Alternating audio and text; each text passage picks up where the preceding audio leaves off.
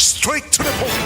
Okay, mahigala gahapon na-elect na gyud formally si Win Gatchalian unya si Tito Soto nabalik mga higala nga tagaan og ranggo isip Senate President pro tempore. So, gi-elect sad siya kagahapon adlaw. Unya nagtuo ta og hapon patong sesyon sos buntag gid wa gid langan-langan na mga sukitig paminaw. Unya nakasabot na tandaan sa ako nagingon dili na sorpresa to mga kagalaan kan Joel Villanueva tungod kay doon na say pasiunang pamahayag nabasa na nato daan no na forecast na to daan unsa na ning klase sa pamahayag. Ako man itong gi-compare mga higala tong iyang statement before mga higala nga dili sa mo pwede nga himuon siyang punching bag. Unya ang katong latest nga statement mahigala nga kung mapatawag og special session dadalo tayo. So mo to nga nabasa na to daan nga mobali na si Joel Villanueva mga higala. Kay kung mutunga na siya makakonstitute na og quorum to elect Senate President o ma-formalize na mga sukintig paminaw. So gahapon na-formalize na si Senator Win Gatchalian isip Senate President pro tempore sad si Tito Soto. Dayon ang mga komitiba gihatag na mga sukintig paminaw. Ang atong pangutanan nako unsa naman ang mahimong direksyon sa flood control investigation ining liderato karon ni Win Gatchalian. Straight to the point. Ang Senate Blue Ribbon Committee designate mahigala gibutang si Erwin Tulfo gihapon indayken nga mo'y chairman o vice chairman sa Lacson o ingon man mahigala si Kiko Pangilinan. So unsa may direksyon ining ilang himuon nga investigation sa Senate Blue Ribbon Committee mo ni dakong pangutana. So far wa pa mo announce na pag-investigate. Wala pa. No kay ang ato mga higala nga while it is true nga imbestigahon ka na si Sara Duterte na naman na iyang impeachment mga sukitig paminaw, but dili pod lisod pod kay mga kagalan mag double standard nga klaro kay double standard insulto na sa kinini ang panghuna-huna sa katawhang Pilipinhon nga di ay dakong kawat sa flood control nga dili na lang mahigala piyong-piyungan lang niining mga tao nga kunuhay mga concern sa korupsyon. Straight to the point. Niya may mas dakong korupsyon. So muna nga ngatong tanahon karon under Erwin Tulfo, under Win Gatchalian, unsay sunod nga moves niining Senate Blue Ribbon Committee because ang mga Subuanon, labi na, ang mga Subuanon, concern yun ta nga madayon ang investigation sa flood control scandal mga sukitig paminaw. Tanaw na to si Erwin Tulfo, unsa iyang style. Tanaw na to may galas Kiko Pangilinan. In fact, mas mayong ganito to si Kiko Pangilinan yun maoy ibutang niya nga chairman. Tanaw na to may gala o maka-imbestigar ba yun si Kiko Pangilinan? Or baka si Risa Ontiveros or si Bam Aquino. Kay kanagod ang chairman si Erwin Tulfo medyo okay naman sa siguro gihapon apan dunay daghan mga higalang batok ni Erwin Tulfo.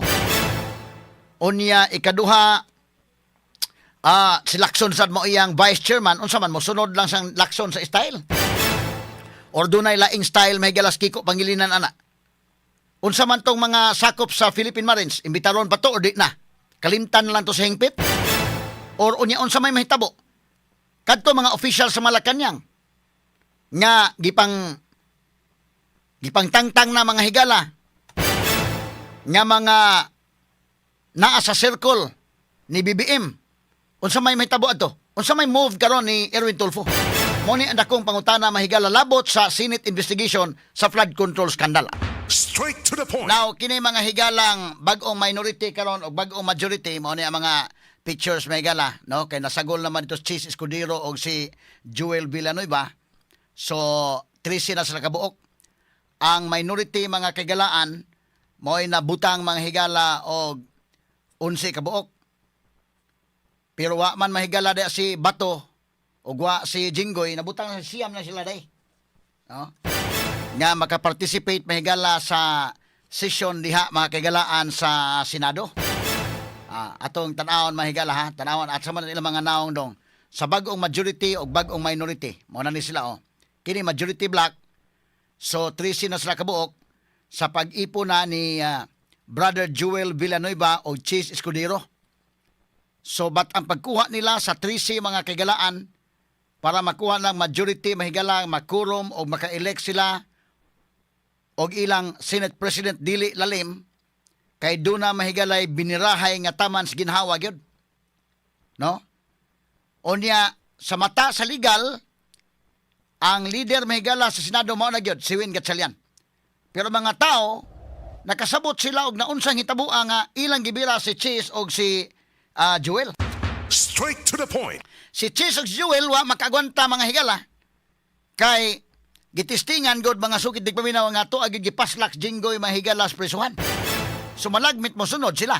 Ilang gipili mga higala nga mutapon ngadto sa majority o gawas nun sila mga sukid digpaminaw.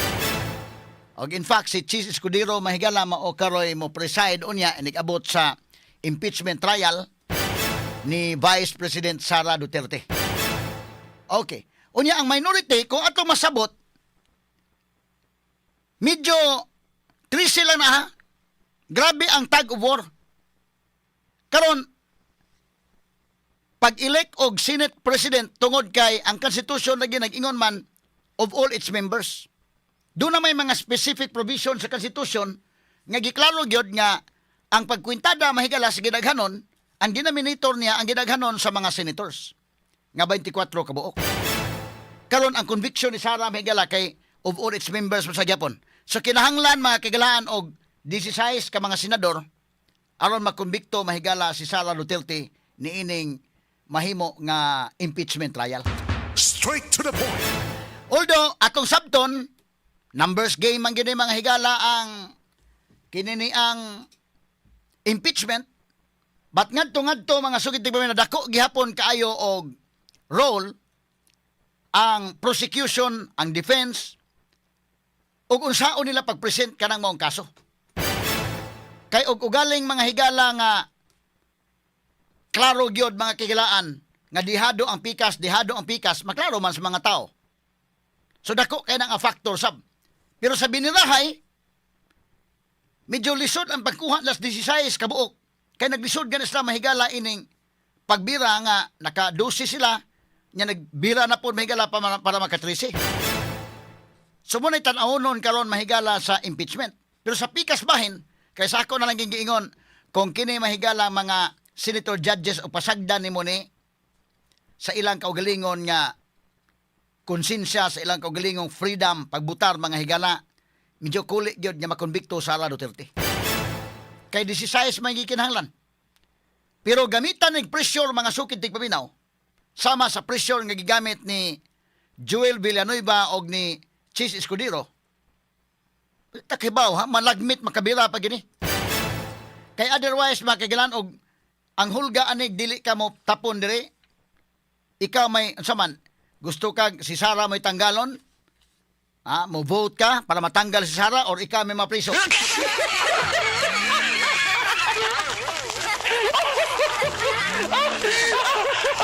Mao ginay mahitabo mga sukid tigpaminaw.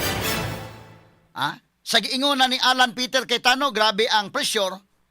O in fact, wa man niya basula si Joel Villanueva. In fact, iyang gihatag ang iyang tanan mahigalang simpatiya sa pamilya Joel Villanueva mahigala. Kay dili lalim ang iyan agian. Doon na gani mga higalay mga nakasulti na to, off the record lang, unsay nangahitabo gyud ana sa likod sa atong nakita sa kamera. Mo na giingon mahigala ni Neil Tupas day ang prosecution sa una, lead prosecutor mahigala during the time of Renato Corona nga impeachment nga ang makita nimo sa kamera inana lana diha, but ang pressure likod sa kamera purbidang grabiha mga sukid tigpaminaw. Straight to the point. Dili malalim. So kanang mga senador diha ilapong tan-aw ng ilang kaugalingon, labi na to mga re-electionist, mga sukid tigpaminaw, kay siyempre ang mga tao mao may final nga mohukom ini inigabot sa eleksyon. So kining pagbira ron kinahanglan sila mobira og laing tulo ka mga senador. 13 naman sila. Okay na ang majority. Kinsa ka sa minority ang mabira? Nga laing tulo nga mabira. Pakita ko itong mga naong sa minority dong. Kaya kini Joel Villanueva, ako na nang gitag-andaan, ako na nang gi-forecast sa iyang pamahayag ba. Dili ko mananagan, dili ko mahigala kuan, pero mabasa na nato daan sa iyang sinultihan. No? Nga kuan na sumunto kay ingon ta nga dili na surprising in our part mga higala o sa ako mga listeners nga na forecast na ko daan, di na ma-surprise nga padung yung balitok na kadto si Joel Villanueva. No? Og unsay mga naagian pon Joel mahigala nganong na inana dili po nalalim sa iyang kabahin mga sukid di paminaw. Now ni ini karong majority mo na ni majority ang sa minority kuno dong, ante pagkita minority. Sa minority block, okay? Kani minority block. Niining siyam na lang. Sa minority mahigala kay kining duha si Bato o si Jinggoy tuwa naman Prisos Jinggoy si Bato tago-tago man. So ining siyam kinahanglan sila makabila og laing tulo aron makonbikto mahigala si Sara Duterte sa impeachment case nga iyang giatubang.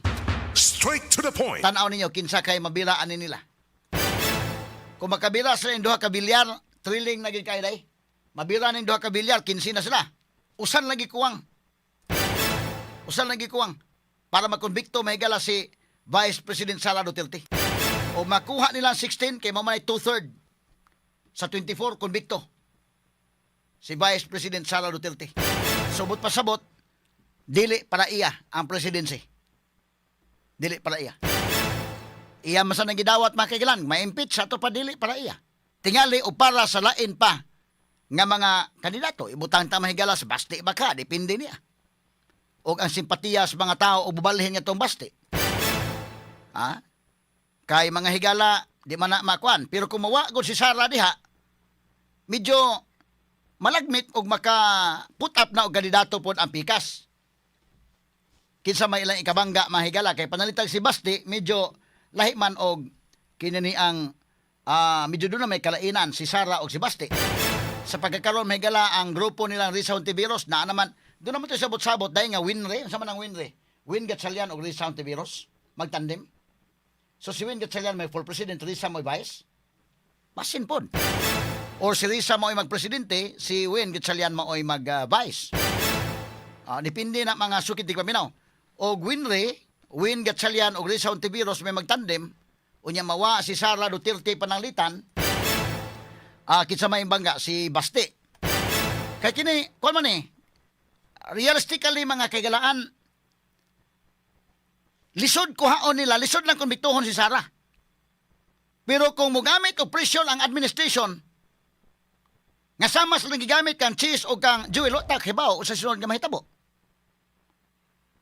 Kay pasagdan nimo ng mga senator judges nga mo judge sila according to their own freedom, free will, according to their own evaluation of the evidence, na dili lisod kayo 16 kog kabuk ang kinahanglan. Pero kining mga senador hulgaon nga mga priso mo di mo konbikto. Dakong pangutana inay kining duha ka bilyar vulnerable na sila day. Ang duha ka mga bilyars.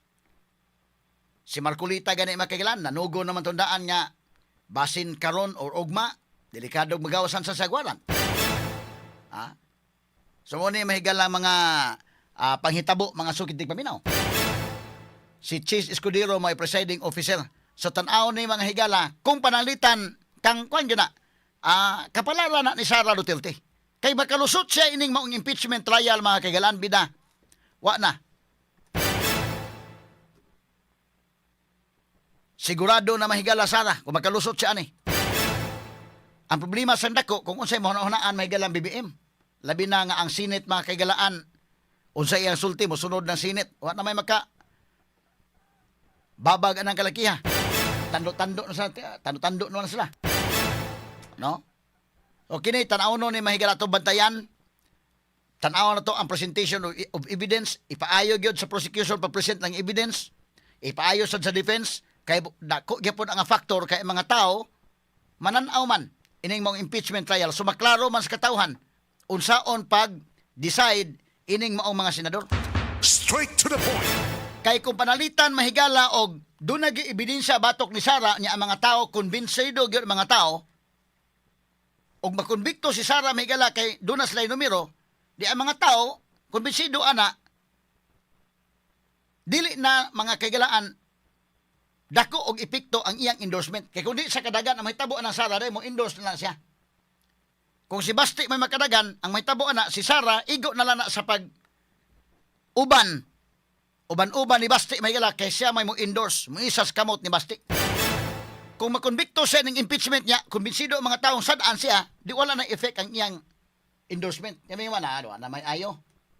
Pero kung injustice ang pagka-konbikto, labi na ang mga tao nga nagtanaw, kay bao nga nakakuha mong numero kay inyong manggipang pugos, unya bisan og ang ebidensya lapsaw, unya ikonbikto gyud, kusog ang rating ni Sara. Labi na karon no, wa pa gud matandog ang rating ni Sara, number 1 pagigisagod.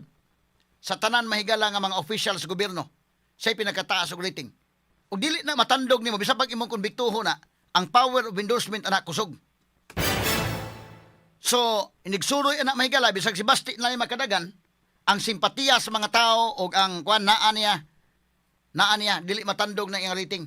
Mao na diha mahigala nga pwede nilang mapindown si Sara pero dili mapindown ang tibuok Duterte mga higala ning kalakiha.